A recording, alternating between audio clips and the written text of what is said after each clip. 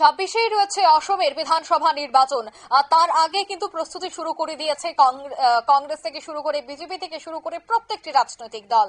তবে এবার অমিত শাহ তিনিও কিন্তু এবার 26-এর অসম নির্বাচন নিয়ে প্রস্তুতি শুরু করে দিয়েছেন। দুদিনের অসম সফরে রয়েছে কেন্দ্রীয় স্বরাষ্ট্রমন্ত্রী অমিত শাহ। আজ প্রদেশ বিজেপি নেতৃত্বের সঙ্গে বৈঠক কেন্দ্রীয় স্বরাষ্ট্রমন্ত্রীর। বিস্তারিত সে বিষয়ে জানবো, টেলিফোন লাইনে যুক্ত হয়ে গেছে প্রতিনিধি শেখ মনিরুল।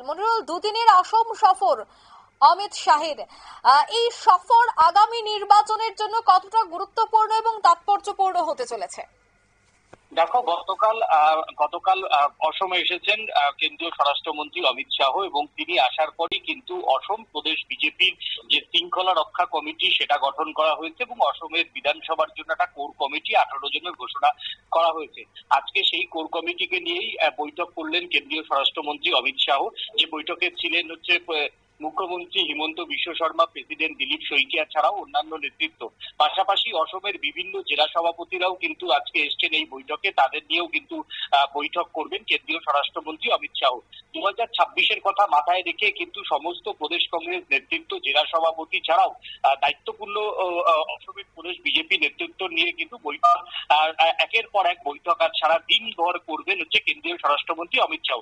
তার মধ্যে অবশ্য কয়েকটা সরকারি তার কর্মসূচি রয়েছে এবং সরকারি কর্মসূচির মধ্যখানেও তিনি কিন্তু 26-এর যে বিধানসভা ভোট, সেই বিধানসভা ভোটের দিকে তাকিয়ে একদিকে যেমন দলীয় নেতৃত্বকে নির্দেশ, অন্যদিকে বরাক ভ্যালি থেকে আরম্ভ করে ব্রহ্মপুত্র ভ্যালি, এই প্রত্যেকটি জায়গায় আলাদা আলাদা যে স্ট্র্যাটেজি বা রণকৌশল নিতে হয়, সেই রণকৌশল নিয়ে কিন্তু দলীয় নেতৃত্বের সঙ্গে তার শেয়ার করছেন এবং পাশাপাশি কিভাবে ছোট ছোট যে শরিক দলগুলি রয়েছে সেই শরিক দলগুলির সঙ্গে অনেকে জোটের বার্তা কেন্দ্রীয় স্বরাষ্ট্রমন্ত্রীকে দিয়েছেন। কেন্দ্রীয় স্বরাষ্ট্রমন্ত্রী সেই কথা শুনেছেন। তিনি দিল্লিতে গিয়ে এরপরে প্রদেশ নেতৃত্বকে ডেকে পাঠিয়ে অসম যে বিধানসভা নির্বাচনের ফাইনাল ব্লুপ্রিন্ট তৈরি করবেন বলে দলীয় সূত্রের খবর। ধন্যবাদ।